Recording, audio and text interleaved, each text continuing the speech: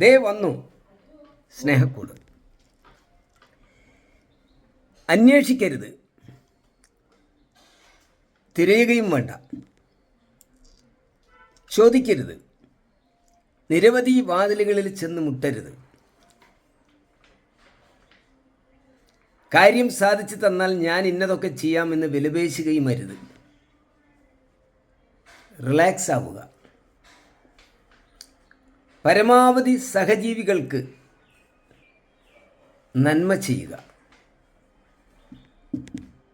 അങ്ങനെ നിങ്ങൾ വളരെ റിലാക്സ്ഡായി സഹജീവികളെ സ്നേഹിച്ച് നന്മ ചെയ്ത് നിങ്ങൾ ജീവിക്കുമ്പോൾ അത് നിങ്ങളിൽ സംഭവിക്കും.